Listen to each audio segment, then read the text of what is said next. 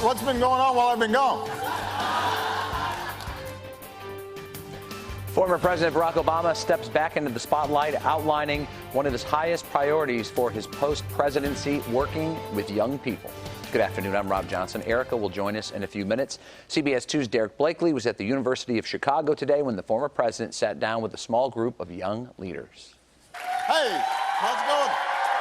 Former presidents don't answer help wanted ads, but Mr. Obama said the issue of what's next for him has been looming large. I'm spending a lot of time thinking about what is the most important thing I can do for my next job. Now he's decided encouraging young people to get involved is a worthy goal. The single most important thing I can do is to help in any way I can prepare the next generation of leadership to take up the baton. That's what led the former president to a University of Chicago forum with a community activist, a high schooler, a college graduate, and 3 college students, including one Republican. Marco Rubio said it pretty well a couple months ago that you can't really run a country when half of it hates the other. And somehow we're going to have to find ways to bridge that and to meet people who aren't like us. They discussed what keeps young people away from politics, especially in Illinois.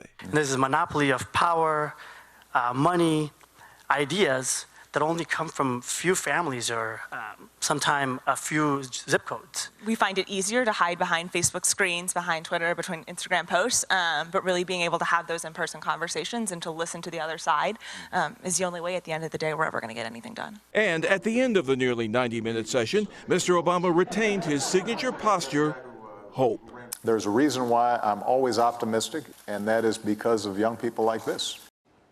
This visit, of course, marks not only Mr. Obama's public emergence after leaving office, but also his reemergence here in Chicago. And as his office has told us before, the former president intends to be highly engaged here through his Presidential Museum and in his foundation, and in ways that are both public and private as well. And for example, Rob, we know that the former president, at the encouragement of the former Education Secretary, Arne Duncan, met with a group of former inmates this weekend, young men who are trying to get re-engaged in society through employment. He wanted to hear from them as well. What about income? Do you think he'll just be giving speeches and doing appearances and that sort of thing? Is that likely to happen in this post-presidential age for him?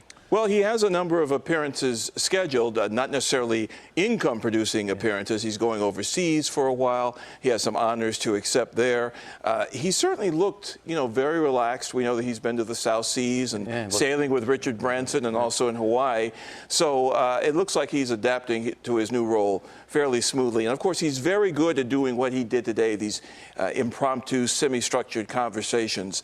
That's one of the things that got him elected president. Yeah, no doubt about it. There, thanks. Appreciate it. Well, today marks the beginning of President Obama's re-entry into public life. Up next on May 7th, he receives the John F. Kennedy Courage Award in Boston.